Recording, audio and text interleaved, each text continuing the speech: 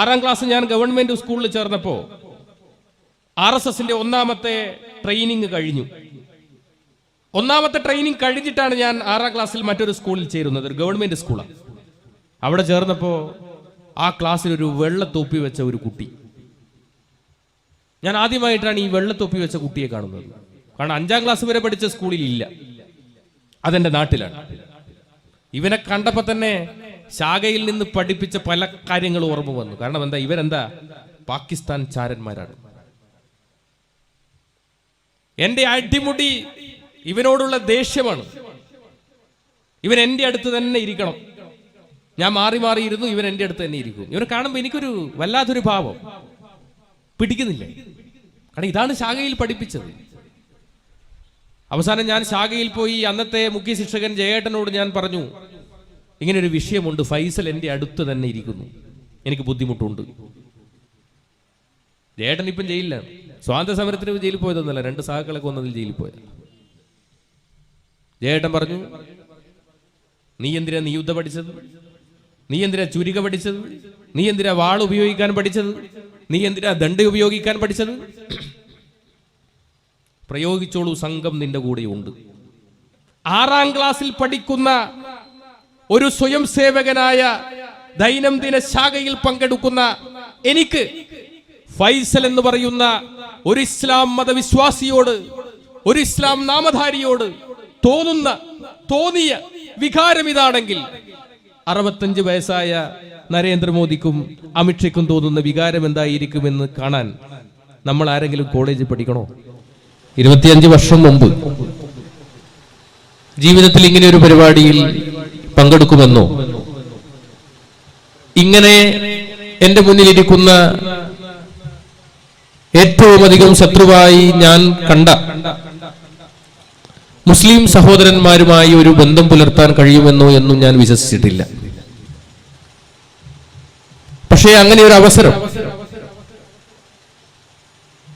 ഒരു ജനകീയ ജനാധിപത്യ മുന്നണിയിലേക്ക് വന്ന സമയത്ത്, പ്രത്യേകിച്ചും CPIM-ൽ വന്നതുകൊണ്ട് അങ്ങനെ ഒരുപാട് അവസരങ്ങൾ ഉണ്ടായി എന്നുള്ളതിൽ എനിക്ക് കടപ്പാടുണ്ട്. ഞാൻ ഈ പ്രസംഗം ആരംഭിക്കുന്നതിന് മുമ്പേ ഞാൻ പറയാൻ ആഗ്രഹിക്കുന്നത്, ഞാനും ഒരു ഹിന്ദുവാണ്. എന്റെ ഹിന്ദു എന്ന് പറയുന്നത് സ്വാമി വിവേകാനന്ദൻ നൂറ്റാണ്ടുകൾക്കപ്പുറത്ത് അമേരിക്കയുടെ ഐക്യരാഷ്ട്രസഭയിൽ എല്ലാ മതപണ്ഡിതന്മാരും ഇരിക്കുന്ന ആ സഭയിൽ വെച്ച് അദ്ദേഹത്തിന്റെ പ്രസംഗം ആരംഭിച്ചത്, അമേരിക്കയിലെ എൻ്റെ അമ്മമാരെ, സഹോദരന്മാരെ, ഞാൻ ഹിന്ദുസ്ഥാനിൽ നിന്നാണ് വരുന്നത്. ലോകത്തെല്ലായിടത്തും ആട്ടിയോടിക്കപ്പെട്ട ഒരു ജനതയ്ക്ക് അഭയമരുളിയ ഒരു നാടാണ് എൻ്റെ നാട് എന്നുള്ളതിൽ ഞാൻ അഭിമാനം കൊള്ളുന്നു. ഈ ഐക്യരാഷ്ട്രസഭയിൽ മുഴങ്ങിയ ഒരു മന്ത്രമുണ്ട്. ആ മന്ത്രം ആരംഭിക്കുന്നത് ഇങ്ങനെയാണ്: ഓം സർവേ സുഖിന സന്തു, എല്ലാവർക്കും സുഖമുണ്ടാവട്ടെ. സർവേ സന്ധു നിരാമയ, ആർക്കും ഒരു രോഗവും വരാതിരിക്കട്ടെ. സർവേ ഭദ്രാണി പശ്യന്തു, ലോകത്തെല്ലാം ഭദ്രമായിരിക്കട്ടെ. മാഗസ്തിക് ദുഃഖമാപ്നുയ, ആർക്കും ഒരു ദുഃഖവും വരാതിരിക്കട്ടെ. ഓം ശാന്തി ശാന്തി ശാന്തി, എല്ലാറ്റിനും ശാന്തി ഭവിക്കട്ടെ. ഇതാണ് സനാതന മന്ത്രം എന്ന് പറയുന്നത്. പണ്ടൊക്കെ വേദാധ്യായനങ്ങളാണ്. ഗുരുകുലങ്ങളിൽ പോകുന്ന സമയത്ത് ശിഷ്യനോട് ഗുരു 2 കൈയും ആകാശത്തേക്ക് ഉയർത്തി സൂര്യഭഗവാനെ നോക്കി ചൊല്ലാൻ പഠിപ്പിക്കുന്ന ആദ്യത്തെ ശ്ലോകമുണ്ട്. ആ ശ്ലോകം ആരംഭിക്കുന്നത് ഇങ്ങനെയാണ്: ഓം സഹനാഭവതു സഹനോ ഭുനക്തു സഹ വീര്യം കരവാവഹൈ തേജസ്വിനാവതീതമസ്തു മാ വിദ്യുഷാവഹൈ. ഓം ശാന്തി ശാന്തി ശാന്തി. നാം എല്ലാവരും ഒരുമിച്ച് ജീവിക്കട്ടെ. നാം എല്ലാവരും സഹവർത്തിത്വത്തോടു കൂടി കഴിയട്ടെ. നാം എല്ലാവരും ഒരമ്മ പെറ്റ മക്കളായി ജീവിക്കട്ടെ. പരസ്പരം വിദ്വേഷമില്ലാതിരിക്കട്ടെ. ഓം ശാന്തി ശാന്തി ശാന്തി, എല്ലാറ്റിനും ശാന്തി ഭവിക്കട്ടെ. ഇതാണ് ചിരന്തനമായ ധർമ്മം എന്ന് പറയുന്നത്. നിങ്ങൾക്കറിയാം, മഹാഭാരത യുദ്ധം, പാണ്ഡവരും കൗരവരും തമ്മിലായിരുന്നു യുദ്ധം. കൗരവന്മാരെ പരിപൂർണമായി പാണ്ഡവന്മാർ ഇല്ലാതാക്കി. അവസാനം കൗരവ രാജാവായ ദുര്യോധനനെ പൊട്ടക്കിണറ്റിൽ നിന്ന് പുറത്തേക്ക് ഇറക്കി ഭഗവാൻ ശ്രീകൃഷ്ണൻ ദുര്യോധനന്റെ മർമ്മം തൊടയാണ് എന്ന് ഭീമന് കാണിച്ചു കൊടുത്തതിന്റെ അടിസ്ഥാനത്തിൽ ഭീമൻ തന്റെ കഥ കൊണ്ട് ആഞ്ഞടിച്ചു ദുര്യോധനന്റെ തൊടയിൽ. ദുര്യോധനൻ അപ്പൊ തന്നെ അവിടെ മരിച്ചു വീണു. അതോടുകൂടി ആ യുദ്ധം അവസാനിച്ചു. കൃപരും അശ്വത്ഥാമാവും അടക്കം ആ യുദ്ധത്തിൽ അവശേഷിച്ചു. ബാക്കി എല്ലാവരും മരിച്ചു. ആ വിജയം ആഘോഷിക്കുവാൻ വേണ്ടി പാണ്ഡവന്മാർ തന്റെ ഭാര്യയെയും കുട്ടികളെയും ബന്ധുമിത്രാദികളെയും എല്ലാവരെയും ഒരു പടകുടീരത്തിലാക്കി. പാണ്ഡവന്മാർ ഒരു മലയുടെ മുകളിൽ വിജയം ആഘോഷിക്കുകയായിരുന്നു. തക്കം പാർത്തിരുന്ന അശ്വത്ഥാമാവും കൃപരും പടകുടീരത്തിൽ വന്ന് ഭാര്യയെയും കുട്ടികളെയും ബന്ധുമിത്രാദികളെയും കഴുത്തറുത്തു. അതിക്രൂരമായ കൊലപാതകം വേദവ്യാസൻ വരച്ചു ചേർത്തത് അവിടെയായിരുന്നു. തിരിച്ചു വന്നു പാണ്ഡവന്മാർ. വിജയാഘോഷങ്ങളെല്ലാം കഴിഞ്ഞ് ആഹ്ലാദ പ്രകടനങ്ങളെല്ലാം കഴിഞ്ഞ് തിരിച്ചു വന്ന പാണ്ഡവന്മാർ ആ കാഴ്ച കണ്ട് ഞെട്ടി, പൊട്ടിക്കരഞ്ഞു. തന്റെ ഭാര്യ കഴുത്തറുത്ത നിലയിൽ കിടക്കുന്നു. തന്റെ പ്രിയപ്പെട്ട കുഞ്ഞ് കഴുത്തറുത്ത നിലയിൽ കിടക്കുന്നു. ഇതാ തനിക്ക് വേണ്ടപ്പെട്ടവർ, തനിക്ക് ആശ്വാസമാക്കി പറയേണ്ടവർ, തനിക്ക് വിജയാശംസകൾ നേരേണ്ടവർ എല്ലാവരും ഇതാ മരിച്ചു കിടക്കുന്നു, കബദ്ധങ്ങളായി കിടക്കുന്നു. അവിടെ നിന്ന് പൊട്ടിക്കരയുന്ന പാണ്ഡവന്മാരോട് ഒന്നും മിണ്ടാതെ വേദവ്യാസൻ ആ ഭൂമിയിൽ നിന്ന് ഇറങ്ങി കൈലാസത്തിന്റെ മഹാശൃംഗത്തിലേറി. ആ കൈലാസത്തിന്റെ മഹാശൃംഗത്തിൽ നിന്ന് രണ്ട് കൈയും ആകാശത്തേക്ക് ഉയർത്തി അദ്ദേഹം മഹാഭാരതം അവസാനിപ്പിച്ചത് ഒരൊറ്റ വാക്യത്തിലൂടെയാണ്: അഹിംസോ പരമോധർമ്മ. അഹിംസയാണ് പരമമായ ധർമ്മം. ആരെയും ഉപദ്രവിക്കാതിരിക്കുക, ആരെയും വേദനിപ്പിക്കാതിരിക്കലാണ് ഭാരതീയ സനാതന ധർമ്മമെങ്കിൽ ഇതിന്റെ ഏതു പക്ഷത്താണ് ദണ്ഡയും ചുരികയും വാളുമൊക്കെയായി തോക്കുമൊക്കെയായി ഈ രാജ്യത്തെ മുസ്ലിങ്ങളെയും ക്രിസ്ത്യാനികളെയും കമ്മ്യൂണിസ്റ്റുകാരെയും ഇല്ലാതാക്കി ഈ രാജ്യത്ത് ഒരു ഹിന്ദു രാഷ്ട്രമുണ്ടാക്കാൻ ബന്ധപ്പെടുന്ന പ്രവർത്തിക്കുന്ന ഹിന്ദു എന്ന് വിശേഷിപ്പിക്കുന്ന RSSന്റെ സ്ഥാനം എവിടെയാണ് എന്ന് ചിന്തിക്കേണ്ടതുണ്ട്. ആരാണ് RSS? എന്താണ് RSS? നേരത്തെ പറഞ്ഞല്ലോ, 25 വർഷക്കാലം, 5 വയസ്സ് മുതലേ തുടങ്ങിയതാണ് എൻ്റെ RSSന്റെ ജീവിതം. ഇത് പറയുമ്പോൾ നിങ്ങൾ എല്ലാവരും കരുതൂ ഈ ആസാദി നൈറ്റ് കൊണ്ട് നരേന്ദ്രമോദിയും അമിത്ഷയും ഒക്കെ നന്നാവും. അവർക്കൊക്കെ മതനിരപേക്ഷത ഉണ്ടാകുമെന്ന് നിങ്ങൾ കരുതുന്നുവെങ്കിൽ അത് വെറുമൊരു കരുതൽ മാത്രമാണ്. ഈ ഒരു ആസാദി നൈറ്റ് കൊണ്ടൊന്നും നരേന്ദ്രമോദിക്കും അമിത്ഷയ്ക്കും മനസ്സ് മാറില്ല. 5 വയസ്സ് മുതലേ ഞാൻ കണ്ട കൊടി എന്ന് പറയുന്നത് കാവി കൊടിയാണ്. ഞാൻ 5ാം ക്ലാസ്സിൽ വരെ ഒരു സ്കൂളിലാണ് പഠിച്ചത്. 6ാം ക്ലാസ് ഞാൻ ഗവൺമെന്റ് സ്കൂളിൽ ചേർന്നപ്പോൾ RSSന്റെ 1ാമത്തെ ട്രെയിനിങ് കഴിഞ്ഞു. 1ാമത്തെ ട്രെയിനിങ് കഴിഞ്ഞിട്ടാണ് ഞാൻ 6ാം ക്ലാസ്സിൽ മറ്റൊരു സ്കൂളിൽ ചേരുന്നത്, ഒരു ഗവൺമെന്റ് സ്കൂളാണ്. അവിടെ ചേർന്നപ്പോൾ ആ ക്ലാസ്സിൽ ഒരു വെള്ളത്തൊപ്പി വെച്ച ഒരു കുട്ടി. ഞാൻ ആദ്യമായിട്ടാണ് ഈ വെള്ളത്തൊപ്പി വെച്ച കുട്ടിയെ കാണുന്നത്. കാരണം 5ാം ക്ലാസ് വരെ പഠിച്ച സ്കൂളിൽ ഇല്ല, അതെന്റെ നാട്ടിലാണ്. ഇവനെ കണ്ടപ്പോൾ തന്നെ ശാഖയിൽ നിന്ന് പഠിപ്പിച്ച പല കാര്യങ്ങളും ഓർമ്മ വന്നു. കാരണം എന്താ, ഇവരെന്താ പാകിസ്ഥാൻ ചാരന്മാരാണ്. എന്റെ അടിമുടി ഇവനോടുള്ള ദേഷ്യമാണ്. ഇവൻ എൻ്റെ അടുത്ത് തന്നെ ഇരിക്കണം. ഞാൻ മാറി മാറിയിരുന്നു, ഇവൻ എൻ്റെ അടുത്ത് തന്നെ ഇരിക്കും. ഇവനെ കാണുമ്പോൾ എനിക്കൊരു വല്ലാത്തൊരു ഭാവം, പിടിക്കുന്നില്ലേ. കാരണം ഇതാണ് ശാഖയിൽ പഠിപ്പിച്ചത്. അവസാനം ഞാൻ ശാഖയിൽ പോയി അന്നത്തെ മുഖ്യ ശിക്ഷകൻ ജയേട്ടനോട് ഞാൻ പറഞ്ഞു, ഇങ്ങനൊരു വിഷയമുണ്ട്, ഫൈസൽ എൻ്റെ അടുത്ത് തന്നെ ഇരിക്കുന്നു, എനിക്ക് ബുദ്ധിമുട്ടുണ്ട്. ജയേട്ടൻ ഇപ്പം ജയിലിലാണ്. സ്വാതന്ത്ര്യ സമരത്തിന് ജയിലിൽ പോയതൊന്നുമല്ല, 2 സഹാക്കളെ കൊന്നതിൽ ജയിലിൽ പോയത്. ജയേട്ടൻ പറഞ്ഞു, നീ എന്തിനാ നിയുദ്ധ പഠിച്ചത്, നീ എന്തിനാ ചുരിക പഠിച്ചത്, നീ എന്തിനാ വാൾ ഉപയോഗിക്കാൻ പഠിച്ചത്, നീ എന്തിനാ ദണ്ഡ ഉപയോഗിക്കാൻ പഠിച്ചത്? പ്രയോഗിച്ചോളൂ, സംഘം നിന്റെ കൂടെയുണ്ട്. വീട്ടിൽ പോയപ്പോ ഇതിനേക്കാൾ വലിയ സംഖ്യ വല്യച്ഛൻ പറഞ്ഞു, ഒന്നിക്കിൽ നീ കോമ്പസ് കൊണ്ട് കുത്തുക, അല്ലെങ്കിൽ പ്ലേറ്റ് വെച്ച് മുഖത്തടിക്കുക. ഞാൻ പിറ്റേ ദിവസം സ്കൂളിൽ പോയി. ഇന്നും ഫൈസലുണ്ട്. ഇന്ന് എൻ്റെ ഏറ്റവും നല്ല സുഹൃത്താ ഫൈസൽ. ഫൈസൽ എൻ്റെ അടുത്ത് തന്നെ ഇരുന്നു. ഞാൻ ഒന്നും നോക്കിയില്ല. എൻ്റെ ബാഗിൽ നിന്ന് പ്ലേറ്റ് എടുത്ത് ഫൈസലിനെ ഒരു മുഖത്തൊരൊറ്റ അടിയം കടിച്ചു. 2 പല്ലും പുറത്തേക്ക് പോയി. 2 ദിവസം സസ്പെൻഷൻ.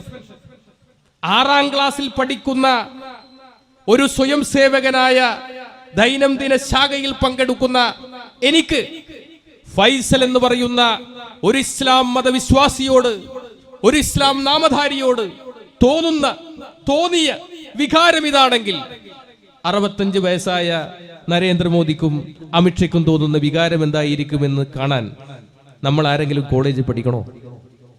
ചിന്തിക്കണം. എങ്ങനെയാ ഒരു സ്വയം സേവകന്റെ ദിവസം ആരംഭിക്കുന്നത്? എങ്ങനെയാ?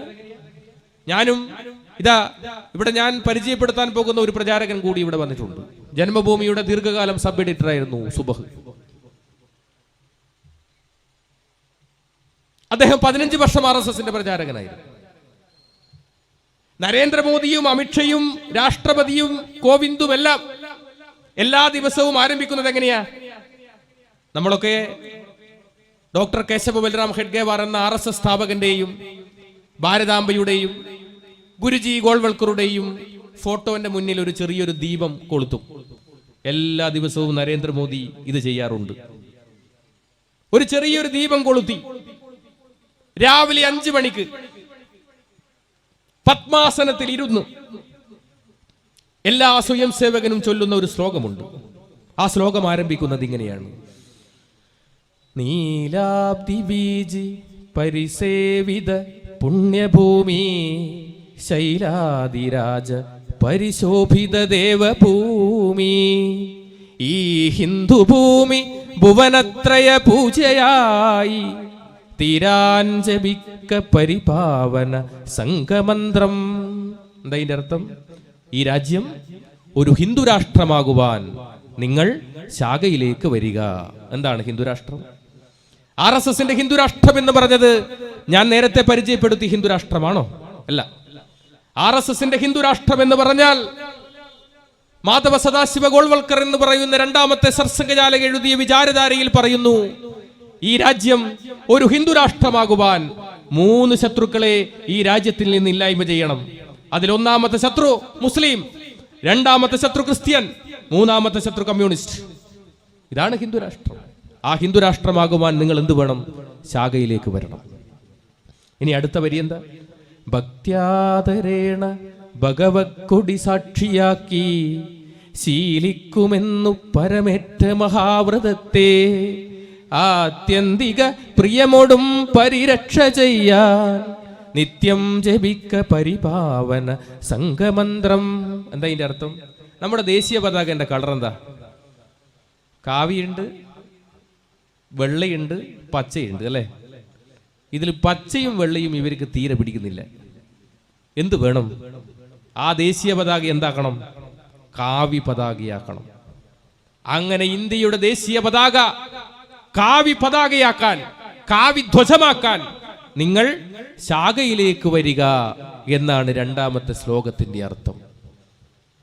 ഇങ്ങനെ ദൈനംദിനമായി എല്ലാ ദിവസവും നിത്യേന ചൊല്ലുന്ന നരേന്ദ്രമോദിക്ക് മതനിരപേക്ഷതയുണ്ടാകുമെന്ന് നമ്മൾ ആരെങ്കിലും വിശ്വസിക്കുന്നുണ്ടോ? എന്താ RSSന്റെ പ്രാർത്ഥന? എന്താ? ഏതൊരു സ്വയം സേവകനും തന്റെ ഹൃദയത്തോട് വലത് കൈ ഇങ്ങനെ ചേർത്ത് വെച്ച് ചൊല്ലുന്ന ഒരു പ്രാർത്ഥനയുണ്ട്.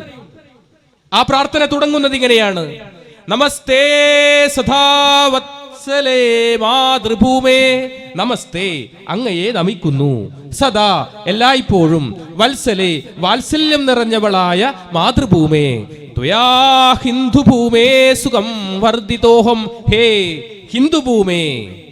എങ്ങനെയുള്ള ഹിന്ദുഭൂമിയാ? മുസ്ലിങ്ങളില്ലാതെ, ക്രിസ്ത്യാനികളില്ലാതെ, കമ്മ്യൂണിസ്റ്റ് ഇല്ലാതെ, ഹേ ഹിന്ദുഭൂമേ അങ്ങനെ സസുഖം വളർത്തുന്നു. മഹാമംഗലേ പുണ്യഭൂമേ തൊതർത്തേ, മഹാമംഗലയായ പുണ്യഭൂമേ തൊതർത്തേ ഞാൻ സമർപ്പിക്കുന്നു. പദത്വേ ഷഖായോ നമസ്തേ നമസ്തേ. ഞാൻ ഈ ഹിന്ദുരാഷ്ട്രമുണ്ടാക്കുവാൻ വേണ്ടി എൻ്റെ ശരീരവും മനസ്സും സമർപ്പിക്കുന്നു. ഇതാര് സമർപ്പിച്ചു കഴിഞ്ഞു? മോദിയും അമിത്ഷയും ഒക്കെ സമർപ്പിച്ചു കഴിഞ്ഞു. എന്താ വേണ്ടത്? എന്താണ് ഈശ്വരനോടുള്ള പ്രാർത്ഥന? എന്താ? പ്രഭോ ശക്തിമൻ ഹിന്ദുരാഷ്ട്രാംഗഭൂത, ഈശ്വര ശക്തിമത്തായ ഒരു ഹിന്ദുരാഷ്ട്രത്തെ സൃഷ്ടിക്കുവാൻ എങ്ങനെയുള്ള ഹിന്ദു രാഷ്ട്രം? മുസ്ലിങ്ങളില്ലാതെ, ക്രിസ്ത്യാനികളില്ലാതെ, കമ്മ്യൂണിസ്റ്റുകാരില്ലാതെ ഒരു ഹിന്ദു രാഷ്ട്രത്തെ സ്ഥാപിക്കുവാൻ ഞങ്ങൾക്ക് 2 വരങ്ങൾ നൽകണം. എന്താ വരം? അജയ്യാഞ്ച വിശ്വസ്യ ദേഹീശ ശക്തി, അജയ്യമായ ശക്തി, സുശീലം ജഗധ്യേനനം ഭവേ, കുറുക്കന്റെ കൗശലം ഇവ നൽകി അനുഗ്രഹിച്ചാലും എന്നാണ് RSSന്റെ പ്രാർത്ഥനയുടെ അർത്ഥം. ഇതാണ്. ഇനി ഈ പാട്ട് മാത്രമാണോ? കളിയലുണ്ട്. ശാഖ നിങ്ങൾ കണ്ടിട്ടുണ്ടാവും. ഞാനൊക്കെ 5 വയസ്സ് മുതൽ പോകാൻ തുടങ്ങിയതാ. ശാഖയിൽ പല കളികളുണ്ട്. അതിലൊരു കളി ഞാൻ പറയാം, കബഡി. നമ്മളെങ്ങനെയാ കബഡി കളിക്കുക? കബഡി എന്നല്ലേ പറയാ? എന്നാൽ RSSന്റെ കബഡി എന്ന് പറഞ്ഞാൽ നടുക്കൊരു വര വരക്കും. ഇപ്പുറത്ത് പാകിസ്ഥാൻ, ഇപ്പുറത്ത് ഹിന്ദുസ്ഥാൻ. എന്നിട്ട് എങ്ങനെയാ? കബഡി എന്നാണോ പറയാ? അല്ല, may Hind may Hind may Hind. അങ്ങനെ പറഞ്ഞാൽ എന്താ? ഞാൻ ഹിന്ദുവാണ്, ഞാൻ ഹിന്ദുവാണ്. എന്നിട്ട് പാകിസ്ഥാനിലേക്ക് പോകും. പാകിസ്ഥാനിൽ പോയി പാകിസ്ഥാൻകാരനെ ഇങ്ങനെ തൊട്ടാൽ പാകിസ്ഥാൻകാരൻ മരിച്ചു. ഇനി തൊടാതെ വന്നാലോ പോയവൻ മരിച്ചു. അതിന്റെ പേരാണ് വീരമൃത്യു. ഇതാ ശാഖയിലെ കളി. എങ്ങനെയുണ്ട്? ഈ കളി കളിച്ച നരേന്ദ്രമോദി പിന്നെ എന്താ ചെയ്യേ? ഇനി ചില വിശേഷാൽ വർഗുകളുണ്ട്. ഞാനൊക്കെ അത് കഴിഞ്ഞതാ, സുബഹൊക്കെ അത് കഴിഞ്ഞതാ. ആ വിശേഷാൽ വർഗിന്റെ പ്രത്യേകത എന്താ? രാജസ്ഥാനിലൊക്കെ ഞാനൊക്കെ അവിടെ നിന്നാ കഴിഞ്ഞ് ഏതെങ്കിലും ഒരു കാട്ടില് ഒരു 7 മണിയാകുമ്പോൾ ആ കാട്ടിലങ്ങ് പോകും. 10-50 സ്വയം സേവകന്മാർ പ്രവാചകനായ മുഹമ്മദ് നബിയുടെയും യേശു ക്രിസ്തുവിന്റെയും പ്രതിമ ഇങ്ങനെ കെട്ടി തൂക്കി വെച്ചിട്ടുണ്ടാവും ഇങ്ങനെ മരത്തിന്റെ താഴെ. എന്നിട്ട് എന്ത് ചെയ്യും? നമ്മളെ കണ്ണ് കെട്ടും. എന്നിട്ട് ദണ്ഡയുടെ നീളമുള്ള വാള് നമ്മുടെ കയ്യിൽ തരും. എന്നിട്ട് ആ വാള് കൊണ്ട് മുഹമ്മദ് നബിയുടെയും യേശു ക്രിസ്തുവിന്റെയും കഴുത്തിങ്ങനെ അടയാളപ്പെടുത്തി തരും. ഇങ്ങനെ വാള് കൊണ്ട് ഇങ്ങനെ ആ ലെങ്ത് കറക്റ്റായിട്ട് ഇങ്ങനെ അടയാളപ്പെടുത്തും. എന്നിട്ട് നമ്മുടെ ആ കണ്ണ് കെട്ടിയിട്ടല്ലേ ഉണ്ടാകുക. എന്നിട്ട് അവർ തിരിതിരിക്കും. എന്നിട്ട് നമ്മൾ എന്ത് ചെയ്യണം? കൃത്യമായി മുഹമ്മദ് നബിയുടെയും യേശു ക്രിസ്തുവിന്റെയും കഴുത്തറക്കണം. അങ്ങനെ അറുത്താൽ ഡോക്ടർ കേശവ ബൽറാം ഖഡ്ഗേവാറിന്റെ വെങ്കല പ്രതിമ സമ്മാനമായി കിട്ടും. എൻ്റെ വീട്ടിൽ ഈ പ്രതിമ 5 എണ്ണം ഉണ്ട്. സുബഹിന്റെ വീട്ടിലുണ്ട്. നരേന്ദ്രമോദിക്ക് പിന്നെ വീടില്ലാതുകൊണ്ട് പറയാൻ പറ്റും. എന്നാലും എത്രയുണ്ടാവും ഈ 65 കൊല്ലത്തിനിടയിൽ? അങ്ങനെയുള്ള നരേന്ദ്രമോദിക്കും അങ്ങനെയുള്ള അമിത്ഷയ്ക്കും മതനിരപേക്ഷത ഉണ്ടാകും എന്ന് നമ്മൾ വിശ്വസിക്കുന്നുണ്ട്. ഞങ്ങൾക്ക് ആരെയാണ് പ്രതീക്ഷ? രാഷ്ട്രപതിയെ പ്രതീക്ഷയുണ്ടോ? ഇല്ല. പ്രധാനമന്ത്രിയെ പ്രതീക്ഷയുണ്ടോ? ഒട്ടുമില്ല. ഇനി ഇന്ത്യയുടെ നീതിന്യായ വ്യവസ്ഥിതി നമുക്ക് അത്ര വിശ്വാസമുണ്ടോ? എന്തായിരുന്നു അയോധ്യ കേസിലെ വിധി? ഞാൻ സുപ്രീം കോടതിയുടെ മുന്നിൽ ഒരു കഥ പറയാനാണ് ആഗ്രഹിക്കുന്നത്. എനിക്ക് അങ്ങനെയാണ് അയോധ്യ കേസിലെ വിധി തോന്നിയത്. എന്താ കഥ? ഒരു കോഴിയും എലിയും തമ്മിൽ ഒരു അപ്പം വിഷയവുമായി ബന്ധപ്പെട്ട് കോടതിയിലെത്തി. കോടതി എലിയോട് ചോദിച്ചു, ആരാണ് ഈ അപ്പത്തിന് അരി വാങ്ങിച്ചത്? കോഴിയാ വാങ്ങിച്ചത്. അരി മാവാക്കിയതാരാ? അതും കോഴിയാ. ശർക്കര വാങ്ങിച്ചതോ? അതും കോഴിയാ. തേങ്ങ വാങ്ങിച്ചത്? അതും കോഴിയാ. അപ്പം ചുട്ടതാരാ? അതും കോഴിയാ. എല്ലാം കേട്ട ശേഷം കോടതി പറഞ്ഞു, ഈ അപ്പത്തിന്റെ പൂർണ്ണ അധികാരം കോഴി കാണുന്നിരിക്കെ ഈ അപ്പം എലിക്ക് വിട്ടുകൊടുത്തിരിക്കുന്നു എന്നതുപോലെയല്ലേ അയോധ്യ കേസിലെ വിധി? അപ്പൊ നമുക്കറിയാം പ്രതീക്ഷ. ഈ നീതിന്യായ വ്യവസ്ഥിതിക്കും പ്രധാനമന്ത്രിക്കും രാഷ്ട്രപതിക്കുമെല്ലാം അപ്പുറത്താണ് ജനാധിപത്യം. ആ ജനാധിപത്യത്തെയാണ് ഞങ്ങൾക്ക് ഏറ്റവും വിശ്വാസം. അതുകൊണ്ട് മിസ്റ്റർ മോദി, ഈ പൗരത്വ നിയമം എന്ന് പറയുന്ന ഒന്നാമത്തെ ശത്രുവിനെ നാട് കടത്താനുള്ള, വംശശുദ്ധി വരുത്താനുള്ള ഈ കാടത്ത നിയമമില്ലേ, ഈ പറയുന്ന ജനകീയ ജനാധിപത്യ വിപ്ലവമില്ലേ, ഈ എന്റെ മുന്നിൽ കാണുന്ന ജനങ്ങൾ, അതെല്ലാ മതസ്ഥരുമുണ്ട്, എല്ലാ ജാതിയിലുംപ്പെട്ടവരുണ്ട്, അവരെല്ലാവരും ഒന്നടങ്കം എതിർക്കും എന്ന് മാത്രമല്ല, അത് അറബിക്കടലിൽ എറിയേണ്ടി വരുമെന്ന് മാത്രമാണ് ഞങ്ങൾക്കിതിന് പറയാനുള്ളത്. ഈ പൗരത്വ നിയമം ഒന്നാമത്തെ ശത്രുവിനെ വെളിയിൽ കളയാനുള്ളതാണ്. നരേന്ദ്രമോദി അത്ര പുണ്യവാനാണോ? അദ്ദേഹം ഗുജറാത്തിലെ മുഖ്യമന്ത്രിയായിരിക്കുമ്പോൾ ഞാൻ മഹാരാഷ്ട്രയിൽ പ്രചാരകനാണ്. അന്ന് ഗുജറാത്ത് കലാപം നടക്കുന്നു. ഗുജറാത്ത് കലാപം നടന്ന സമയത്ത് മുസ്ലിങ്ങളെ, മുസ്ലിം സഹോദരന്മാരെ, സഹോദരിമാരെ ചുട്ടുചാമ്പലാക്കിയ സ്വയം സേവകർക്ക് അന്തേരി കാര്യാലയത്തിൽ സ്വീകരണം കൊടുത്തവരിൽ ഞാനും ഉണ്ടായിരുന്നു. അവർ പറഞ്ഞ അനുഭവങ്ങളുണ്ട്. ആ അനുഭവങ്ങൾ നിങ്ങൾ കേൾക്കണം. ഈ നാട്ടിലെ RSSകാർ കേൾക്കണം. 7 സ്വയം സേവകന്മാർ ഒരു ഗ്രൂപ്പായി ഗാന്ധിജി ജനിച്ച പോർബന്ദറിനടുത്ത് ഒരു വീട്ടിൽ കയറി. ഗണപതിന്റെ ചിത്രമുള്ള വീട് വെള്ളം കുടിക്കാൻ കയറിയതാ. വാതിൽ മുട്ടിയപ്പോ തുറന്നു വന്നത് ഒരു പൂർണ്ണ ഗർഭിണിയായ ഉമ്മ. കാരണം മുന്നേ താമസിച്ചത് ഹിന്ദു കുടുംബ. അപ്പോ ഇവര് താമസിച്ചപ്പോ ഗണപതിന്റെ ഫോട്ടോ കളഞ്ഞില്ല, അവിടെ തന്നെ വെച്ചു. ഒരു പൂർണ്ണ ഗർഭിണിയായ ഉമ്മ. വെള്ളം വേണമെന്ന് പറഞ്ഞു സ്വയം സേവകന്മാർ. ഈ ഉമ്മ പൂർണ്ണ ഗർഭിണിയല്ലേ, പതുക്കെ നടന്ന് അടുക്കളയിൽ ചെന്ന് ഒരു വലിയൊരു പ്ലേറ്റിൽ 7 ഗ്ലാസ് വെള്ളവുമായി തിരിച്ചു വരുമ്പോ ഈ സ്വയം സേവകർക്ക് ഒരു ഫോൺ കോൾ. എന്താ ഫോൺ കോൾ? സ്ത്രീകളെയും കുട്ടികളെയും കണ്ടാൽ വെറുതെ വിടാൻ പാടില്ല. ആ ഉമ്മയുടെ കയ്യിൽ നിന്ന് വെള്ളം വാങ്ങി കുടിച്ച് ആ പൂർണ്ണ ഗർഭിണിയായ ഉമ്മയെ ഇവർ കസേരയിൽ കെട്ടിയിട്ടു. എന്നിട്ട് കൊണ്ടുവന്ന തൃശൂലമെടുത്ത് ആ പൂർണ്ണ ഗർഭിണിയുടെ നിറവയറിലേക്ക് ഇങ്ങനെ കുത്തിയിറക്കി ഒരു തിരിച്ച് പുറത്തേക്കെടുത്തു. രക്തം പൊട്ടിയൊലിച്ച് തൽക്ഷണം ആ ഉമ്മ അവിടെ മരിച്ചു വീണു. എന്താ ഉമ്മ ചെയ്ത തെറ്റ്? ഒരു ഇസ്ലാമായി പോയി. ആ തൃശൂലത്തിന്റെ മുനമ്പിൽ ആ ഉമ്മയ്ക്ക് ജനിക്കാൻ പോകുന്ന കുട്ടിയുടെ ഭ്രൂണമുണ്ടായിരുന്നു. മറ്റൊരു വീട്ടിൽ കടന്നു ചെന്നപ്പോ അവിടെ ഒരു ഉമ്മ മുറ്റമടിക്കുന്നു, 4 കുട്ടികളും ചുറ്റും കളിക്കുന്നു. വന്ദേ മാതരവും ഓം കാളിയും വിളിച്ചു വരുന്ന ഈ കലാപകാരികളെ കണ്ട് ഈ കുട്ടികൾ അകത്ത് കട്ടിലിനടിയിൽ പോയി ഒളിച്ചു. തട്ടം മാറ്റി തലമുടി പിടിച്ച് വലിച്ചടച്ച് ഈ ഉമ്മയെ ഒരു റൂമിൽ കൊണ്ടുപോയി പൂട്ടിയിട്ടു. ഈ കട്ടിലിനടിയിൽ കിടക്കുന്ന 4 കുട്ടികളെയും ഇവർ കഴുത്തിന് പിടിച്ച് പുറത്തേക്ക് എടുത്തു. അതിലൊരു കുട്ടി മാത്രം നിലവിളിക്കുന്നില്ല, പൊട്ടിക്കരയുന്നില്ല. എന്താ കാരണം? ആ കുട്ടിക്ക് ജന്മന സംസാരിക്കാൻ ശേഷിയില്ലാത്ത കുട്ടിയാ. ആ 4 കുട്ടികളെയും വീടിന്റെ അടുത്തുള്ള സെപ്റ്റി ടാങ്ക് കമ്പിപ്പാര കൊണ്ട് കുത്തി തുറന്ന് ആ സെപ്റ്റി ടാങ്കിലിട്ട് മൂടി ആ 4 കുട്ടികളെയും.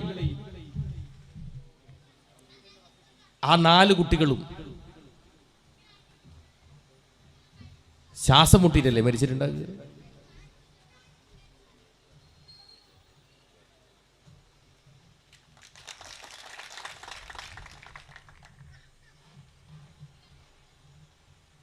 ആ ഉമ്മയെ വാതിൽ തുറന്ന് 7 പേരും മാറി മാറി ബലാത്സംഗം ചെയ്തു. എന്നിട്ട് കൊണ്ടുവന്ന പെട്രോൾ ആ ഉമ്മയുടെ തലയിൽ ഒഴിച്ചിട്ട് പറഞ്ഞു, ഇനിയൊരു കുട്ടിക്ക് ജന്മം നൽകാൻ നിനക്ക് കഴിയാതെ പോവട്ടെ എന്ന് പറഞ്ഞ് പച്ചക്ക് കത്തിച്ചു ആ ഉമ്മയെ. നിങ്ങൾ ആലോചിച്ച് നോക്ക്. അന്ന് ഗുജറാത്തിൽ മുഖ്യമന്ത്രിയായിരുന്നു നരേന്ദ്രമോദി. മറ്റൊരു വീട്ടിൽ കടന്നു ചെന്നപ്പോ ഒരു വൃദ്ധയായ ഒരു ഉമ്മ, നരേന്ദ്രമോദിയുടെ അമ്മയുടെ പ്രായമുള്ള ഒരു ഉമ്മ, തനിച്ച് വീട്ടിൽ വാതിൽ തുറന്ന് സ്വയം സേവകന്മാർ പറഞ്ഞു, ഇവിടുത്തെ സമ്പാദ്യങ്ങളൊക്കെ എവിടെയാണ് ഒളിപ്പിച്ചു വെച്ചിരിക്കുന്നത്, സൂക്ഷിച്ചു വെച്ചിരിക്കുന്നത്? ഉമ്മ പറഞ്ഞു, എനിക്കറിയില്ല, എന്റെ മകൻ ജോലിക്ക് പോയിരിക്കുക. നിങ്ങൾ ആരാണ്? എന്തിനാണ് വന്നത്? എന്തിനു വന്നു? ഈ ഉമ്മയെ ഇവർ ബലമായി പിടിച്ച് ജനലിൽ ഇങ്ങനെ കെട്ടിയിട്ടു. ഉമ്മക്കാകെ ഭയന്ന് ഉമ്മ പറഞ്ഞു, എനിക്ക് വെള്ളം വേണം, എനിക്ക് വെള്ളം തരൂ എന്ന് പറഞ്ഞപ്പോ ഇവരെന്താ ചെയ്തെന്നറിയോ? RSSന്റെ ഏറ്റവും പ്രധാനപ്പെട്ട ആയുധമാണ് ചുരിക, എസ്സാകൃതിയിലുള്ള കത്തി. അതിന്റെ പ്രത്യേകത ഇരുതല മൂർച്ചയുള്ള കത്തിയാണ്. അതിങ്ങനെ കുത്തി ഒരു തിരിച്ച് പുറത്തേക്കെടുത്താൽ ഓപ്പറേഷൻ പോലും ചെയ്യാൻ കഴിയില്ല. അങ്ങനെയുള്ള അതിക്രൂരമായ ആയുധമായ ചുരിക എടുത്ത് ഈ ഉമ്മയുടെ പ്രായമുള്ള, നരേന്ദ്രമോദിയുടെ അമ്മയുടെ പ്രായമുള്ള ഉമ്മയെ കുത്തി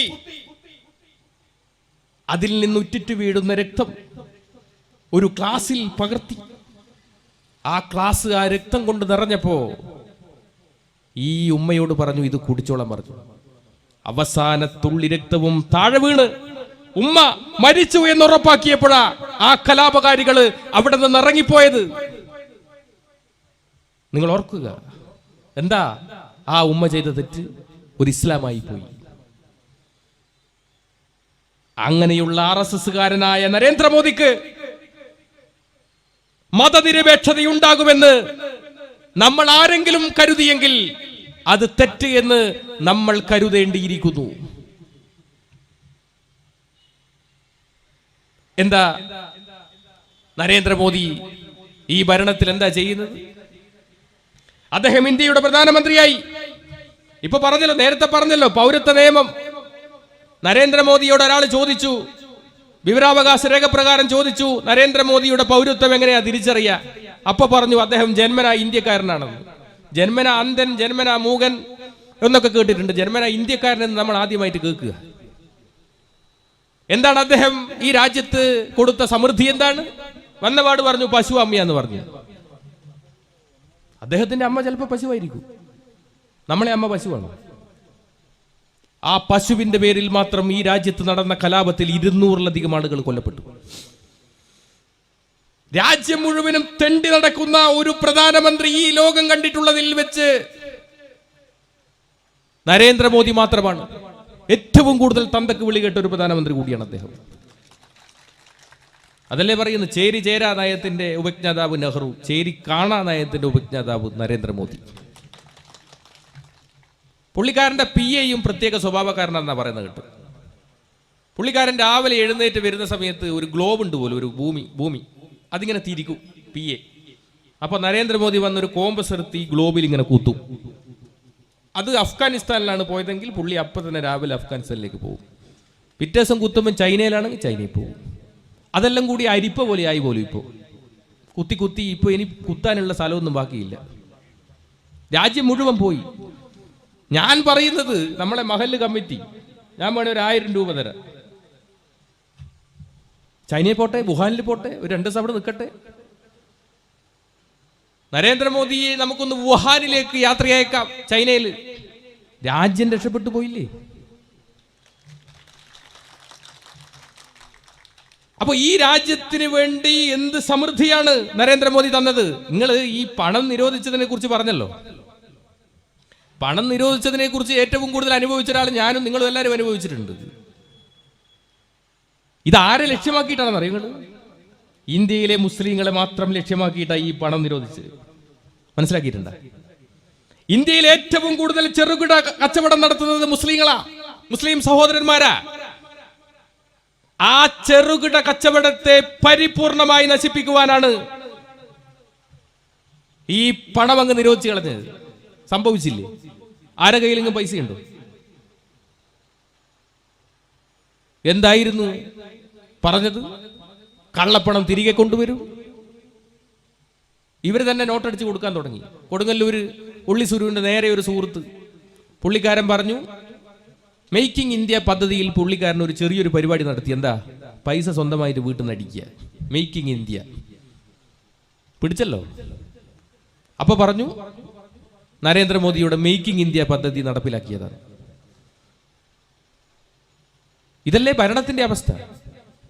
ഏതെങ്കിലും ഒരു നല്ല പ്രവൃത്തി RSSകാരനായ നരേന്ദ്രമോദി ചെയ്തിട്ടുണ്ട് എന്ന് നിങ്ങൾക്ക് ആർക്കെങ്കിലും വിശ്വസിക്കാൻ പറ്റുമോ? ആർക്കെങ്കിലും പറയാൻ പറ്റുമോ?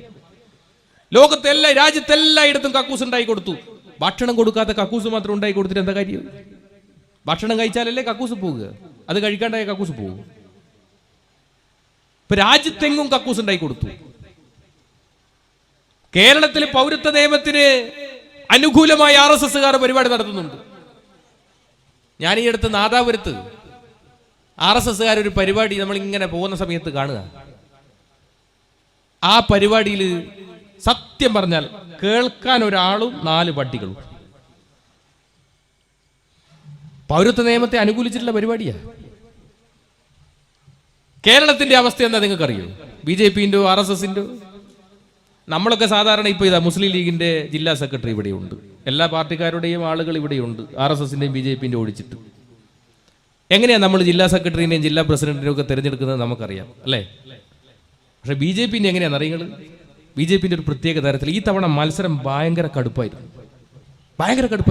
ശോഭാ സുരേന്ദ്രൻ, ഉള്ളി സുരു, MT രമേശ്, അങ്ങനെ ഭയങ്കര മത്സരം, കടുത്ത മത്സരമായിരുന്നു. എന്താ, എങ്ങനെയാ BJP സംസ്ഥാന പ്രസിഡന്റിനെ തെരഞ്ഞെടുക്കുക?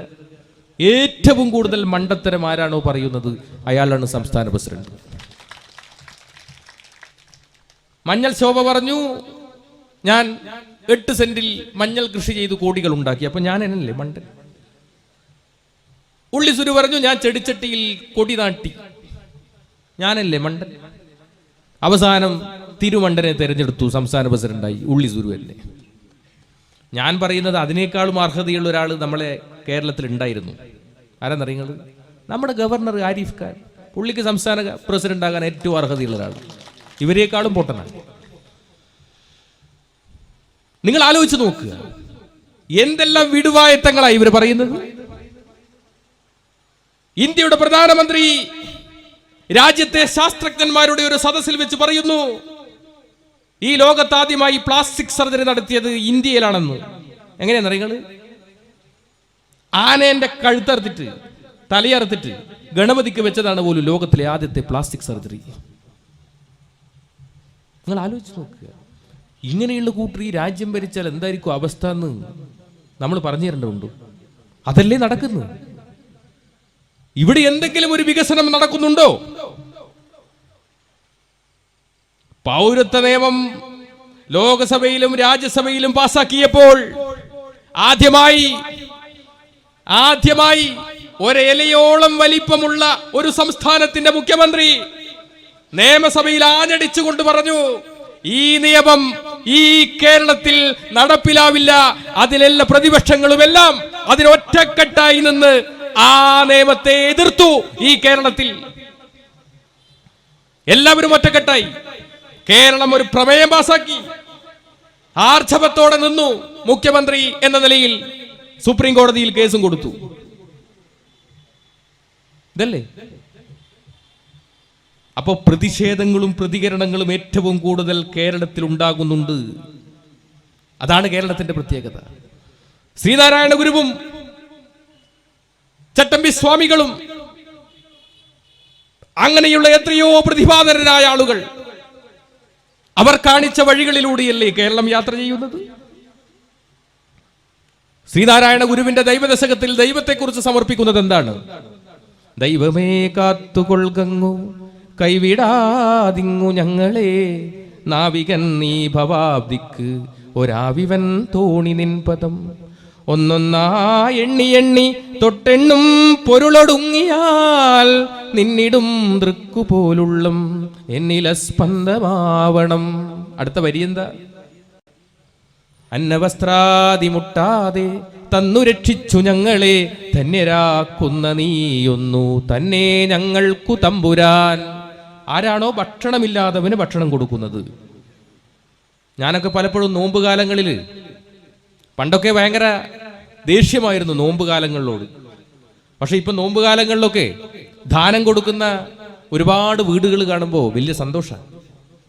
ഭക്ഷണമില്ലാത്തവന് ഭക്ഷണം കൊടുക്കുക, വസ്ത്രമില്ലാത്തവന് വസ്ത്രം കൊടുക്കുക, വീടില്ലാത്തവർക്ക് വീട് കൊടുക്കുക. അവനാണ് ദൈവമെങ്കിൽ ശരിക്കും ആലോചിച്ച് നോക്കുക. ഞാൻ ചിന്തിച്ചിട്ടുണ്ട്, ഈ വ്രതമാസം ഉണ്ടല്ലോ, ആ വ്രതമാസത്തിലാണ് ഏറ്റവും കൂടുതൽ സാമൂഹിക സമരസത നമ്മുടെ നാട്ടിൽ നിലനിൽക്കുന്നത്. നിരാലംബർക്ക്, രോഗികൾക്ക് കൈത്താങ്ങുന്ന ഒരു സംസ്കാരം. ആ ഇസ്ലാം സംസ്കാരത്തെയാണ് ഇവിടെ നിന്ന് നാട്ടിയോടിക്കുവാൻ വേണ്ടി നരേന്ദ്രമോദി ശ്രമിക്കുന്നത് എന്ന് ചിന്തിക്കേണ്ടിയിരിക്കുന്നു. ഞാനൊക്കെ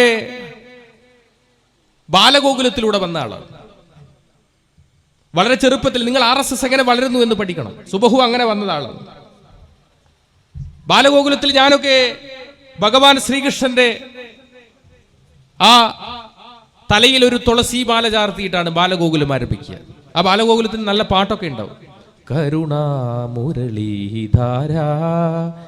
മനസ്സി നിറയ്ക്കുക കണ്ണ, കരുണാമുരളീധാര ഗോകുലമണിയും മണിയും നീയേ, ഗോപികാഹൃതി നിനവും നീയേ, വൃന്ദാരണ്യ പൂക്കളിൽ നിറവും മണവും മധുവും നീയേ. നല്ല പാട്ടാ. എന്താ ബാലഗോകുലത്തിന്റെ രണ്ടാമത്തെ പാട്ടെന്താ? അതാണ് പാട്ട്. എന്താ പാട്ട്?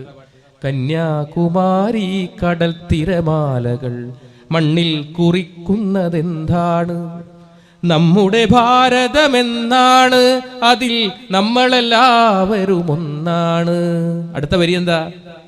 കാശ്മീരിൽ കുങ്കുമപ്പൂവനങ്ങൾ കാറ്റിൽ പകർത്തുന്നതെന്താണ്? ഹിന്ദുസ്ഥാനമിതെന്നാണ്, അതിൽ നമ്മളെല്ലാവരും ഒന്നാണ്. ഇതെന്താണ്? ഹിന്ദുസ്ഥാനാണ്. എങ്ങനെയുള്ള ഹിന്ദുസ്ഥാൻ? മുസ്ലിങ്ങളില്ലാതെ, ക്രിസ്ത്യാനികളില്ലാതെ, കമ്മ്യൂണിസ്റ്റ് ഇല്ലാതെ ഒരു ഹിന്ദു രാഷ്ട്രമാകണം ഇത് എന്ന് ബാലഗോകുലത്തിൽ തന്നെ പഠിപ്പിക്കുക. നിങ്ങൾ ആലോചിച്ച് നോക്ക്. ഞാൻ അട്ടപ്പാടിയിൽ ദീർഘകാലം പ്രചാരകനായിരുന്നു.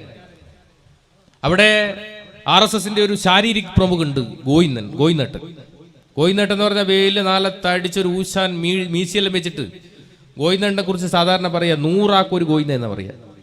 ഗോയിനട്ടൻ നടക്കുമ്പോൾ എല്ലാവരും ഇങ്ങനെ പേടിച്ചിട്ടെല്ലാം മാറി നിൽക്കും. അട്ടപ്പാടിയിൽ ഭയങ്കര പേടിയാ എല്ലാവർക്കും ഗോയിനട്ടനെ, പോലീസുകാർക്ക് പോലും പേടിയാ.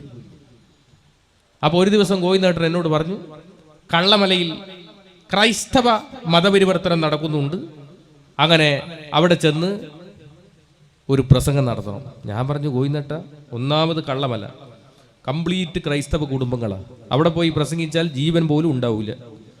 എന്നോട് പറഞ്ഞു, ഗോയിന്ന ഞാനില്ലേ 100 ആൾക്ക് ഒരു ഗോയിന്ന.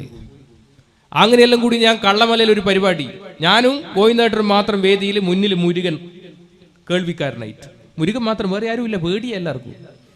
ഞാനങ്ങ് തുടങ്ങിയില്ലേ, മൈക്ക് കിട്ടിയേ വിടുവോ? ഞാൻ പറഞ്ഞു, കാലിത്തൊഴുത്തിലല്ലടാ യേശു ജനിച്ചെന്ന് ചോദിച്ചു. ഇതേതോ യേശു വിശ്വാസിക്ക് പിടിച്ചില്ല, ഒരു ഏറുപടക്കം ഒരൊറ്റ ഏറാ വേദിയിൽ, കംപ്ലീറ്റ് പോക. ഞാൻ ആദ്യം നോക്കിയതായിട്ട് നിറയുന്നത് പിറകിൽ ഗോയിന്നേട്ടനുണ്ടോന്നാ, കാണുന്നില്ല, ഗോയിന്നേട്ടനെ കാണുന്നില്ല. പിന്നെ ഞാനെല്ലാം കൂടി ജെറ്റ് വിട്ട പോലെ വിട്ടാടുന്നു. മുരുകൻ കാണാൻ എന്നെക്കാളും വേഗത്തിൽ ഓടിയിട്ട് എന്റെ അഴിഞ്ഞുപോയ മുണ്ടെടുത്ത് വന്നിട്ട് എന്നോട് പറയാ, ചേട്ടാ അടിയിലൊന്നും ഉടുക്കാണ്ടിങ്ങനെ ഓടരുത്, നടക്കേടല്ലേ. പിറ്റേ ദിവസം ഞാൻ രാവിലെ അഗളി കാര്യാലയത്തിൽ വന്നിട്ട് നോക്കുമ്പോ ഗോയിന്നേട്ടൻ ഇങ്ങനെ ഇരിക്കുക, ഇങ്ങനെ നിൽക്കുക. ഞാൻ പറഞ്ഞു, അല്ല ഗോയിന്നേട്ട, ഇങ്ങളെന്തൊരു ഓട്ടാ ഓടിയേ? എന്നോട് പറഞ്ഞു, ഞാൻ ആരാ? ഗോയിന്നേട്ടെ. എന്റെ ദൗത്യം എന്താ? ശാരീരിക പ്രമുഖ ആയുധാഭ്യാസങ്ങൾ പഠിപ്പിക്കുക. ഞാൻ മരിച്ചാൽ വേറെ ആരെങ്കിലും ചെയ്യൂ ഇത്? അല്ലാതെ പേടിച്ചോടിയതല്ല. ഞാൻ ആദ്യത്തെ OTC കഴിഞ്ഞത് മധുരയിലാണ്. മധുര മീനാക്ഷി ക്ഷേത്രത്തിന്റെ അടുത്തുള്ള തിരുവേടകം വിവേകാനന്ദ കോളേജിലെ ആദ്യത്തെ OTC കഴിഞ്ഞ്. OTC എന്ന് പറഞ്ഞാൽ RSSന്റെ ഒഫീഷ്യൽ ട്രെയിനിങ്, 1 മാസത്തെ ഒരു പരിപാടിയാണ്. എങ്ങനെ മുസ്ലിങ്ങളെ കൊല്ലാം, എങ്ങനെ ക്രിസ്ത്യാനികളെ വകവരുത്താം, എങ്ങനെ കമ്മ്യൂണിസ്റ്റുകാരെ വകവരുത്താം, ഇതൊക്കെയാ പഠിപ്പിക്കുന്നത്, പഠന വിഷയം. അതൊക്കെ പഠിച്ച ആളാ. അപ്പൊ അവിടെ നമ്മുടെ സെൻകുമാർ ഉണ്ടല്ലോ, TP സെൻകുമാർ, അങ്ങനെയുള്ള ഒരുപാട് ആൾക്കാരുടെ RSSനുണ്ട്. IPS ഓഫീസർ, അവിടുത്തെ ഒരു IPS ഓഫീസർ നമ്മളെ അന്നത്തെ ക്യാമ്പിൽ പങ്കെടുത്തു. എനിക്ക് ഇപ്പോഴും ഓർമ്മയുണ്ട് കേട്ടോ. അത് അദ്ദേഹം പറഞ്ഞൊരു വിഷയം ഇതാണ്. നമ്മളോട് പറഞ്ഞു, നിങ്ങൾ 3500ഓളം ശിക്ഷാർത്ഥികളുണ്ട്, അപ്പൊ 3500 സ്വയം സേവകന്മാരുണ്ട്. നിങ്ങൾ എനിക്കൊരു ഉപകാരം ചെയ്യണം. എന്താ ഉപകാരം? മധുര മീനാക്ഷി ക്ഷേത്രത്തിന്റെ മുന്നിൽ മുസ്ലിങ്ങളാണ് കട നടത്തുന്നത്, അതില്ലാണ്ടാക്കണം. കാരണം എന്താണെന്നറിയോ? അത് മധുര മീനാക്ഷി അമ്മക്ക് സുഖിക്കൂല, കാരണം മുസ്ലിം അല്ലേ. അതൊന്ന് ഒഴിവാക്കി തരണം. നിങ്ങൾ വിചാരിച്ചാൽ നടക്കും. അന്ന് എന്താ ചെയ്തെന്നറിയങ്ങൾ? ഞാനന്ന് 10ാം ക്ലാസ് പഠിക്കുക. അന്ന് ഈ ക്യാമ്പ് കഴിയുന്നതിന്റെ തലേ ദിവസം സ്വയം സേവകരെ എല്ലാം മധുര മീനാക്ഷി ക്ഷേത്രം ദർശനം നടത്താൻ വേണ്ടി കൊണ്ടുപോയി. എങ്ങനെയാ കൊണ്ടുപോയെന്നറിയങ്ങൾ? കാക്കി ട്രൗസർ വിട്ട് ദണ്ഡയുമായിട്ടാണ് കൊണ്ടുപോയത് മധുര മീനാക്ഷി ക്ഷേത്രം കാണാൻ. അതിന്റെ തലേ ദിവസം ഞങ്ങൾക്കൊരു പ്ലാനൊക്കെ തയ്യാറാക്കി. ആ ക്ഷേത്രത്തിന്റെ കംപ്ലീറ്റ് ഒരു സ്കെച്ച് വരച്ചിട്ട് അതിൽ ഏതൊക്കെ തലങ്ങളിൽ മുസ്ലിങ്ങളായ ആളുകൾ കട നടത്തുന്നുണ്ട് എന്ന് വ്യക്തമായി സ്കെച്ചിട്ടു. എന്നിട്ടാ പരിപാടി. അപ്പൊ ആ സ്കെച്ചൊക്കെ നമ്മൾ പഠിച്ചിട്ടാ പോയെ. എന്നിട്ട് നമ്മളിങ്ങനെ ഓരോ കടയുടെയും അടുത്ത് ഇങ്ങനെ ഒന്നുമില്ലാതെ പോലെ ഇങ്ങനെ നിന്നു. ദണ്ഡ ഇങ്ങനെ ഉണ്ട്, ദണ്ഡ ഇങ്ങനെ കയ്യിൽ ഇതാ ഇങ്ങനെ ആക്കി ഇങ്ങനെ നിന്നു. ഒരു ബിസിലടി, ആദ്യത്തെ ബിസിലടിയിൽ ദണ്ഡ പ്രയോഗിക്കുവാൻ വേണ്ടി ഈ കയ്യിലുള്ള ദണ്ഡ ഇങ്ങനെയാക്കുക. ഒന്നാമത്തെ വിസിലടിച്ചു, നമ്മളെല്ലാവരും ഇങ്ങനെ ദണ്ഡ ഇങ്ങനെയാക്കി. ആർക്കും ഒന്നും മനസ്സിലായില്ല. രണ്ടാമത്തെ വിസിലടിയിൽ വലത്തെ കൈയിൽ ദണ്ഡ വന്നു. പിന്നെ അവിടെ എന്താ നടന്നതെന്ന് ഒരു തിരുപാടുമില്ല. ഞാൻ അടക്കമുള്ള ആളുകൾ അടിച്ചു. അതിൽ ഏറ്റവും പ്രായമുള്ളത് എൻ്റെ മുന്നിലിരിക്കുന്ന വളരെ പ്രായമുള്ള ഒരു വെള്ളത്തൊപ്പിയിട്ട ഒരു വൃദ്ധൻ കൈ ഇങ്ങനെ കൂപ്പി. ഞാൻ പക്ഷെ വിട്ടില്ല. ദണ്ഡ കൊണ്ടൊരു ഒറ്റയടി തലക്ക് ബോധം കെട്ടു വീണു. അവിടെ കവർച്ച നടത്തി. അവിടത്തെ ഏതാണ്ട് 32 മുസ്ലിം കടകളും ഞാൻ അടക്കമുള്ള ആളുകൾ കവർച്ച നടത്തി. പോലീസുകാരെല്ലാവരും നോക്കി നിന്നു. ഒരാളും അനങ്ങിയില്ല. ഞങ്ങള് മധുര മീനാക്ഷി ക്ഷേത്രം ദർശനവും നടത്തിയില്ല. ഞങ്ങൾ ഈ പരിപാടി കഴിഞ്ഞു. അടുത്ത വണ്ടിയിൽ ഞങ്ങൾ ക്യാമ്പിലേക്ക് തിരിച്ചു വന്നു. ഇതാണ് RSS. പഠിക്കണം നമ്മൾ RSSലാണ്. ഇതാണ് RSS. ഇതാണ് ഓരോ സ്വയം സേവകനും ചിന്തിക്കുന്നത്. അവന്റെ നാഡീ ഞരമ്പുകളിൽ ഒഴുകുന്ന ചിന്തയും ലക്ഷ്യവുമെല്ലാം എന്താ? ഈ നാട്ടിലെ മുസ്ലിങ്ങളെയും ക്രിസ്ത്യാനികളെയും കമ്മ്യൂണിസ്റ്റിനെയും എങ്ങനെ വകവരുത്താം എന്നുള്ളതാണ്. അതാണ് അവൻ ചിന്തിക്കുന്നത്. അവൻ അതിനു വേണ്ടി മാത്രമാണ് ജീവിക്കുന്നത്. അതുകൊണ്ടാണ് അവന്റെ പ്രാർത്ഥനയിൽ ഇങ്ങനെ ഹൃദയത്തോട് കൈ ചേർത്ത് വെച്ചുകൊണ്ട് പറയുന്നത്, ഹൃദന്ത സ്ഫുര തുക്ഷയാധ്യേയനിഷ്ഠ, എന്റെ ഹൃദയത്തിൽ സ്ഫുരിക്കട്ടെ ധ്യേയനിഷ്ഠ. എന്താ ധ്യേയനിഷ്ഠ? പ്രഭോ ശക്തിമൻ ഹിന്ദു രാഷ്ട്രാംഗഭൂത, ഈ രാജ്യം ശക്തിമത്തായ ഒരു ഹിന്ദു രാഷ്ട്രം ഉണ്ടാക്കുക. എന്താ ഹിന്ദു രാഷ്ട്രം? മുസ്ലിങ്ങളില്ലാതെ, ക്രിസ്ത്യാനികളില്ലാതെ, കമ്മ്യൂണിസ്റ്റുകാരില്ലാതെ ഒരു ഹിന്ദു രാഷ്ട്രം ഉണ്ടാക്കുക എന്ന ലക്ഷ്യം വെച്ച് പുലർത്തുന്ന നരേന്ദ്രമോദിക്കും അമിത്ഷയ്ക്കും മതനിരപേക്ഷതയുണ്ടാകുമെന്ന് നമ്മൾ ആരെങ്കിലും സ്വപ്നം കാണുന്നുണ്ടെങ്കിൽ അങ്ങനെയൊരു അവസരം ഉണ്ടാവില്ല. പക്ഷേ കാലം മാറും, കോലവും മാറും. ഭഗവത്ഗീതയിൽ പറയുന്നുണ്ട്, അർജുനനോട് വ്യക്തമായൊരു നിർദ്ദേശം കൊടുക്കുന്നുണ്ട്. അതിൽ പറയുന്നത്, ഞങ്ങൾ വളരെ കുറച്ച് മാത്രമേ ഉണ്ടാകാം. പാണ്ഡവന്മാർ വളരെ കുറച്ചേ ഉണ്ടായിരുന്നുള്ളൂ. 18 അക്ഷൗഹിണിയിൽ ആകെ 7 അക്ഷൗഹിണി മാത്രമേ പാണ്ഡവർക്ക് ഉണ്ടായിട്ടുള്ളൂ. ഇതെല്ലാം കണ്ടപ്പോൾ അർജുനനാകെ ഭയന്നല്ലോ. അർജുനനോട് കൃഷ്ണൻ ഭഗവത്ഗീതയിൽ പറയുന്ന ഒന്നാമത്തെ ശ്ലോകം എന്താണ്? ഒന്നാമത്തെ ശ്ലോകം പറയുന്നത്, ക്ലൈബ്യം മാസ്മഗമപ്പാർത്ത നൈദത്തോ ഉപപദ്ധ്യതേ ക്ഷുദ്രം ഹൃദയ ദൗർബല്യം ത്വത്തോദിഷ്ട പരന്തപ. ഹേ മഹാധീര, ആണും പെണ്ണും കെട്ട സ്വഭാവം നീ ഒഴിവാക്കുക. നീചമായ ഹൃദയ ദുർബലതയെ വലിച്ചെറിഞ്ഞുകൊണ്ട് എഴുന്നേൽക്കുക എന്ന് പറഞ്ഞു തുടങ്ങുന്ന ആ ശ്ലോകത്തിൽ ആളുകളല്ല വിജയത്തിന്റെ മാനദണ്ഡം, ധർമ്മമാണ്. യഥോ ധർമ്മസ്ഥതോ ജയ, എവിടെ ധർമ്മമുണ്ടോ അവിടെയാണ് ജയമെങ്കിൽ തീർച്ചയായും ഞങ്ങൾ ജയിച്ചിരിക്കും, നിങ്ങൾ പരാജയപ്പെട്ടിരിക്കും മോദിജി എന്ന് നിങ്ങൾ മനസ്സിലാക്കണം. ഇതാണ് ഓരോ RSSകാരന്റെയും ചിന്തകളിൽ, ഇതാണ് ഓരോ RSSകാരന്റെയും ലക്ഷ്യം. ഇതാണ് ഓരോ RSSകാരനും ചിന്തിക്കുന്നത് ഇങ്ങനെയാണ്. ഇപ്പൊ ശശികല, കേരളത്തിൽ ശശികലയുണ്ടല്ലോ, എന്തായിരുന്നു?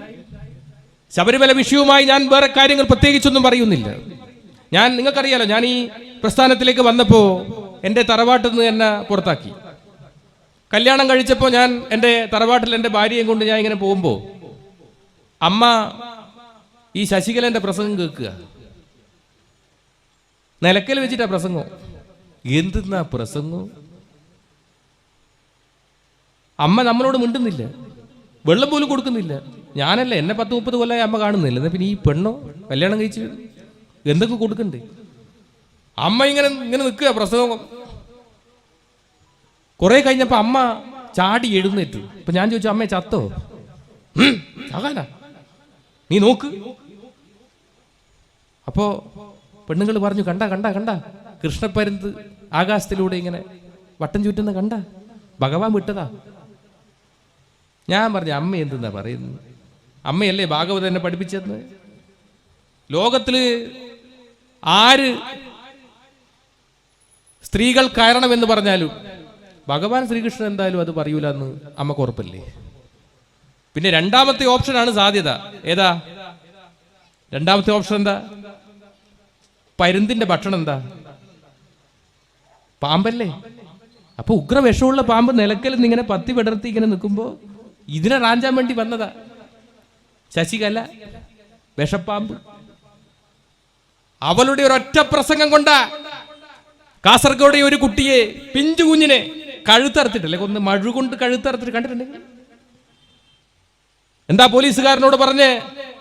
ഞാൻ സ്ഥിരമായി ശശികലയുടെ പ്രസംഗം കേൾക്കാറുണ്ടെന്നാണ്. ഇതാണ് RSS എല്ലാ പ്രവർത്തന പദ്ധതിയും ഈ 3 ശത്രുക്കളെ മുന്നിൽ നിർത്തി മാത്രമാണ്. ഞാൻ വരുന്നത് കണ്ണൂർ ജില്ലയിൽ നിന്ന് സഖാബ് UK കുഞ്ഞിരാമന്റെ സ്മാരകത്തിന്റെ അടുത്ത് നിന്ന്. തലശ്ശേരി കലാപത്തിൽ നെരുവമ്പായി പള്ളി ആക്രമിക്കാൻ വേണ്ടി RSSകാർ 100-300 ആളുകൾ വന്നപ്പോ അദ്ദേഹം ഒറ്റയ്ക്ക് നിർഭയം ഒരു കപ്പക്കൊള്ളി എടുത്തിട്ട് പറഞ്ഞു, എന്നെ കൊന്നാലേ നിങ്ങൾക്ക് ഈ പള്ളി ആക്രമിക്കാൻ വേണ്ടി സാധിക്കുകയുള്ളൂ. ഈ കേരളത്തിൽ പള്ളിയെ സംരക്ഷിച്ചതിൽ രക്തസാക്ഷിയാകേണ്ടി വന്നവന്റെ പേര് സഖാവ് UK കുഞ്ഞിരാമൻ എന്നാണ്. അദ്ദേഹത്തിന്റെ രക്തസാക്ഷി മണ്ഡപത്തിന്റെ അടുത്താണ് എന്റെ വീട്. ഇവിടെ മുന്നേറ്റങ്ങളുടെ സമരോജ്വലമായ ഇതിഹാസങ്ങൾ വരച്ചു ചേർത്ത നാടാണ് ഈ കേരളം. ഈ കേരളത്തിൽ എല്ലാവരും ഒറ്റക്കെട്ടാണ് ഈ പൗരത്വ നിയമത്തിന് എതിരായി. അത് കോൺഗ്രസ് ആയാലും മുസ്ലിം ലീഗ് ആയാലും CPIM ആയാലും CPI ആയാലും എല്ലാ പ്രസ്ഥാനങ്ങളും ഈ നരാധമത്വത്തിനെതിരായി, ഈ രാക്ഷസീയതയ്ക്കെതിരായി ഒറ്റക്കെട്ടായി നിൽക്കുന്ന കാലഘട്ടമാണിത്. ഇവിടെ ഈ പോരാട്ടങ്ങൾക്ക് അവസാനം കൊടുക്കാൻ പാടില്ല. ഈ മുന്നേറ്റങ്ങൾ ഒരിക്കലും നിലക്കാൻ പാടില്ല. കാരണം ഓരോ സ്വയം സേവകനും ഉണർന്നെഴുന്നേൽക്കുന്നത് ഈ രാജ്യത്തെ മുസ്ലിങ്ങളെ, ക്രിസ്ത്യാനികളെ വംശശുദ്ധി വരുത്തുക എങ്ങനെയാണ് എന്ന് ചിന്തിച്ചുകൊണ്ടാണ്. എങ്കിൽ ഈ രാജ്യത്തെ ശാഖയാണ് ലഷ്കർ ഇ തോയ്ബിയേക്കാളും ISISനേക്കാളും ഏറ്റവും വലിയ തീവ്രവാദ പ്രസ്ഥാനം ഈ രാജ്യത്തെ ശാഖയാണ്. അങ്ങനെ ശാഖയാണ് തീവ്രവാദ പ്രസ്ഥാനമെങ്കിൽ ഈ രാജ്യത്തെ ഏറ്റവും വലിയ തീവ്രവാദിയാണ് ഇന്ത്യയുടെ പ്രധാനമന്ത്രിയായ നരേന്ദ്രമോദി എന്ന് വിളിക്കേണ്ടി വരും നമുക്ക്. എപ്പോഴെങ്കിലും ഏതെങ്കിലും ഒരു കാലഘട്ടത്തിൽ സുപ്രീം കോടതി ജഡ്ജിമാർ ഭാരതത്തിന്റെ വികലമായ സങ്കല്പങ്ങളെ മാത്രം വരച്ചു ചേർത്ത വിചാരധാര ഒരു തവണയെങ്കിലും വായിച്ചിരുന്നു എങ്കിൽ അയോധ്യ കേസിൽ ആ വിധി പറയില്ലായിരുന്നു എന്ന് ഞാൻ ആഗ്രഹിച്ചു പോയിട്ടുണ്ട്. വായിക്കണം വിചാരധാര. ഡോക്ടർ കേശവ ബൽറാം ഹെഡ്ഗേവാറിന്റെ ജീവചരിത്രമുണ്ട്. അതെല്ലായിടത്തും കിട്ടും, വായിച്ചു നോക്കണം. അതില് ഈ സവർക്കറുമായി ഈ ഹെഡ്ഗേവാർ ഒരു ബന്ധം പുലർത്തുന്നത് എങ്ങനെയാണെന്ന് അറിയുന്നത്? ഒരു തോക്ക് കൊടുത്തിട്ടാണ് ബന്ധം പുലർത്തുന്നത്. ഒരു തോക്ക് സമ്മാനമായി കൊടുത്തു സവർക്കർക്ക്. എന്നിട്ട് അതിലൊരു രസകരമായ ഒരു അനുഭവം പറയുന്നുണ്ട് ആ ബുക്കിൽ. ശേഷാദ്രി എഴുതിയ പുസ്തക RSSന്റെ രണ്ടാമത്തെ സഹസർക്കാര്യവാഹ് HJ ശേഷാദ്രിജി എഴുതിയ ഹെഡ്ഗേവാറിന്റെ ജീവചരിത്രത്തിൽ 33-ാമത്തെ പേജിൽ ഒരു ചെറിയ കഥ പറയുന്നുണ്ട്. എന്താ കഥ എന്നറിയാം? RSSന്റെ ശാഖ നാഗപ്പൂരിൽ ആരംഭിച്ചു. 7 ദിവസം കഴിഞ്ഞു. 15 ആളുകൾ മാത്രമേ ആ ശാഖയിൽ ഉണ്ടായിരുന്നുള്ളൂ.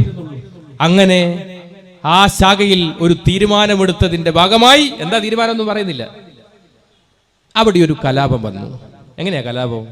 ഒരു പള്ളിയിൽ, ആ പള്ളീന്റെ മുകളിൽ ഓം എന്ന് വരച്ചു. ഇതുവരെ അങ്ങനെ ഒരു വര അവിടെ ഉണ്ടായിട്ടില്ല. ഒരു മുസ്ലിം പള്ളിയിൽ ഓം എന്ന് വരച്ചു. അവിടെ ഒരു കലാപം പൊട്ടിപ്പുറപ്പെട്ടു. അവിടുത്തെ ബ്രാഹ്മൺസായ ഹിന്ദുക്കൾ, നോക്കണം, ബ്രാഹ്മൺസായ ഹിന്ദുക്കൾ, അവർക്ക് ആയോധന കലയൊന്നും പരിചയമില്ല. അവര് പൂജാവിധികൾ മാത്രം അറിയുന്ന ആളുകളാണ്. അവരോടി ഹെഡ്ഗേവാറിന്റെ ശാഖയിലേക്ക് വന്നു. ശാഖയിൽ വന്നപ്പോ ഹെഡ്ഗേവാർ പറഞ്ഞു, ഞങ്ങൾ 15 ആളേ ഉള്ളൂ, പക്ഷെ നിങ്ങൾ ഇത്രയും ആളുകളില്ലേ? ഞങ്ങൾക്കെല്ലാവരും ഒരുമിച്ച് കൂടി എങ്ങനെ ദണ്ഡ ഉപയോഗിക്കാം, എങ്ങനെ വാൾ ഉപയോഗിക്കാം, എങ്ങനെ ചുരുകി ഉപയോഗിക്കാം എന്ന് പഠിപ്പിച്ചു തരാം. അവരെ ഒരു ദിവസത്തെ ശാഖയിൽ പഠിപ്പിച്ചു. ശേഷം അവിടെ നടന്ന കലാപത്തിൽ 15ഓളം മുസ്ലിങ്ങൾ കൊല്ലപ്പെട്ടു എന്ന് മാത്രമല്ല, അവിടുത്തെ മുസ്ലിം സമൂഹത്തെ പൂർണ്ണമായും നാടുകടത്താൻ കഴിഞ്ഞു നാഗ്പൂരിൽ ആ 1930 കാലഘട്ടത്തിൽ. ഹെഡ്ഗേവാറിന്റെ പുസ്തകത്തിൽ പറയുന്നതാണ്. അപ്പൊ എന്താണ് ഹെഡ്ഗേവാറിന്റെ ഉദ്ദേശം, എന്താണ് നരേന്ദ്രമോദിയുടെ ഉദ്ദേശം എന്ന് മനസ്സിലാക്കാൻ നമുക്ക് കഴിയില്ലേ? ഇതാണ് ഓരോ സ്വയം സേവകനും ചിന്തിക്കുന്ന ബോധതലം. ഇതാണ് ഓരോ സ്വയം സേവകനും ഉയർത്തുന്ന ചിന്താധാര. ഇതാണ്. അതല്ലേ RSSന്റെ ഗണഗീതമുണ്ട്. എല്ലാ ശാഖയിലും ഇങ്ങനെ ഇരുന്നിട്ട് ഇങ്ങനെ കൂട്ടമായി ചൊല്ലുന്ന പാട്ടിനെയാണ് ഗണഗീതം എന്ന് പറയുക.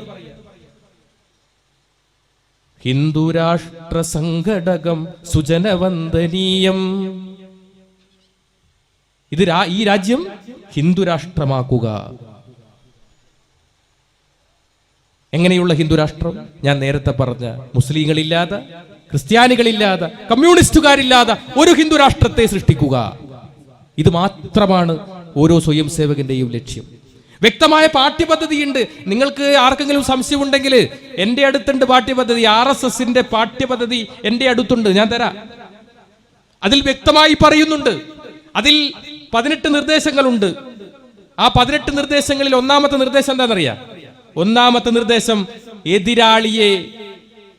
എതിരാളിക്ക് അവസരം കൊടുക്കാതെ അങ്ങോട്ട് ആക്രമിക്കുക. അതിൽ പറയുന്ന ഒന്നാമത്തെ നിർദ്ദേശം അതാണ്. എതിരാളിക്ക് അവസരം കൊടുക്കാതെ അങ്ങോട്ട് ആക്രമിക്കുക. ബുദ്ധിപൂർവം തെരഞ്ഞെടുക്കുക. ആക്രമണം. നിങ്ങൾ ഡൽഹി ഈ അടുത്ത് നടന്ന പൗരത്വ നിയമത്തിനെതിരായ സമരം ഒരു ഭാഗത്ത് നടക്കുമ്പോൾ ഡൽഹി പോലീസുകാരെല്ലാം നിൽക്കുന്ന സമയത്ത് ഒരു സ്വയം സേവകൻ തോക്കുമായി വന്ന് ജയ് ശ്രീരാം വന്ദേ മാതരം എന്ന് വിളിച്ചുകൊണ്ട് വെടിയുതിർത്തു. ഒരൊറ്റ പോലീസുകാരനും പിടിച്ചു വെച്ചില്ല. കാരണം എന്താ? RSSകാരനായിരുന്നു. പിടിച്ചു വെച്ചില്ല. പക്ഷേ നിങ്ങൾ ആലോചിച്ച് നോക്കുക, അതൊരു അബ്ദുൾ റസാഖോ അല്ലെങ്കിൽ ലത്തീഫോ അബ്ദുൾ സമദോ അങ്ങനെ ഏതെങ്കിലും ഒരു നാമധാരി ആയിരുന്നു എങ്കിൽ അദ്ദേഹം ISISന്റെ ട്രെയിനിങ് കഴിഞ്ഞവനോ ലഷ്കർ-ഇ തോയ്ബയുടെ സ്വന്തമാണോ എന്ന് പറഞ്ഞ് അയാളെ തീവ്രവാദിയായി UAPA നിയമപ്രകാരം അടക്കുമായിരുന്നില്ല ഇവർ. അപ്പൊ അതാണ് പറഞ്ഞത്, വ്യക്തമായൊരു പ്ലാനിങ്, വ്യക്തമായൊരു ആസൂത്രണം RSSനുണ്ട്. എത്ര ആളുകളെ ഇവിടെ മരിച്ച്. ഇപ്പൊ എനിക്കൊക്കെ ഭീഷണിയുണ്ട്, എന്റെ ഭാര്യയ്ക്ക് പോലും ഭീഷണിയുണ്ട്. ഞങ്ങളൊക്കെ ഇതാ സുരക്ഷയ്ക്ക് നിയോഗിക്കപ്പെട്ട ആളുകളുടെ കൂടിയാ നടക്കുന്നത്. ഗവൺമെന്റിനെ വേണ്ടെന്ന് പറഞ്ഞു. എന്റെ ഭാര്യനെ വരെ വിളിച്ചിട്ട് കഴുത്തറുത്ത് കൊല്ലും, ചിഹ്ന ഭിന്നമാക്കുന്നൊക്കെ RSSകാർ പറയുന്നത്. കൽബുർഗിയെ കൊന്നു, നരേന്ദ്ര ദാബോൽക്കറെ കൊന്നു, ഗൗരി ലങ്കേഷിനെ കൊന്നു. എത്ര ആളുകളെയാ ഇവര് കൊന്ന്? എന്തിന്റെ പേരില്ല? മിണ്ടിയതിന്റെ പേരിൽ. കൽബുർഗിയെ കൊന്നത് എന്തിനാ? രാമനെതിരായി സംസാരിച്ചു എന്നാണ് പറഞ്ഞത്. നിങ്ങൾ രാമായണം വായിച്ചിട്ടുണ്ടോ? വാൽമീകിയുടെ രാമായണം എടുത്ത് വായിക്കണം. എഴുത്തച്ഛന്റെ രാമായണമല്ല, വാൽമീകിയുടെ രാമായണം. സംസ്കൃതത്തിൽ വേണേ ഞാൻ പറഞ്ഞുതരാത്.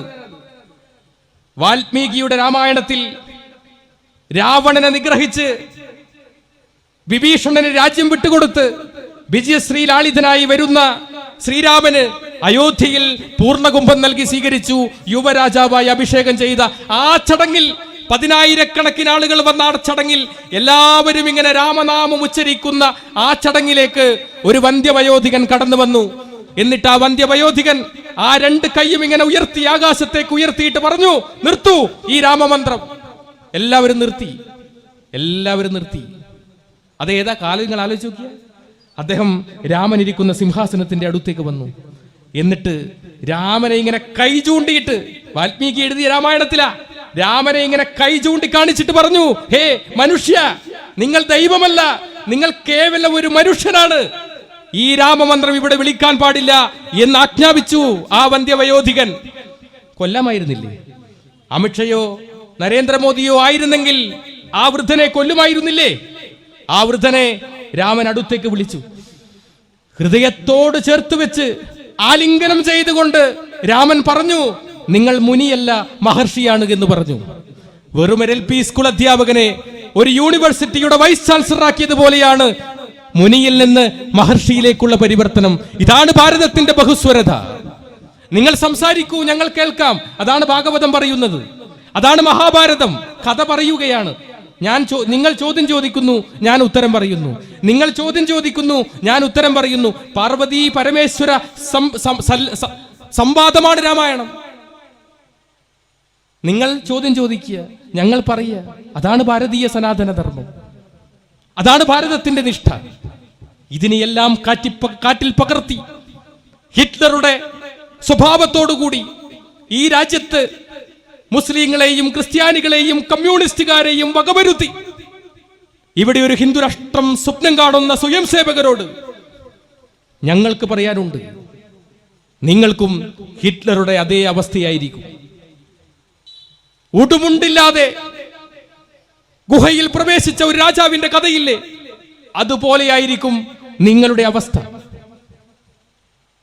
ക്രൈസ്തവ പുരോഹിതന്മാർ ഇതിൽ ഉൾപ്പെട്ടിട്ടില്ല, അവർ അതിൽ വ്യക്തമായി പ്രതികരിച്ചിട്ടുമില്ല എന്ന് എനിക്ക് തോന്നുന്നു.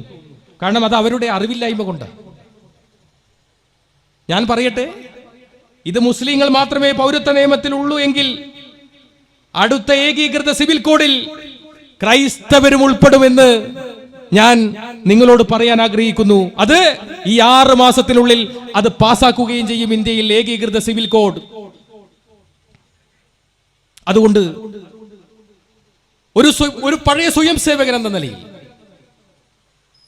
ഇത് കേൾക്കുന്ന RSSകാരോട് ഞങ്ങൾക്ക് പറയാനുള്ളത്, നിങ്ങളുടെ പിണക്കങ്ങളെല്ലാം മാറ്റി നിങ്ങൾ ഒരു നല്ല മനുഷ്യനായി മാറുക എന്ന് നിങ്ങൾ ആഗ്രഹിക്കുന്നുവെങ്കിൽ നിങ്ങൾ ആ കാട്ടാളത്വത്തിൽ നിന്ന്, നിങ്ങൾ ആ നരാധമത്വത്തിൽ നിന്ന്, നിങ്ങൾ പറയുന്ന ആ കാവിയില്ലേ, അത് നിസ്സംശതയുടെ പ്രതീകമാണ്, അതിൽ നിങ്ങൾ ഒഴിവാകണം.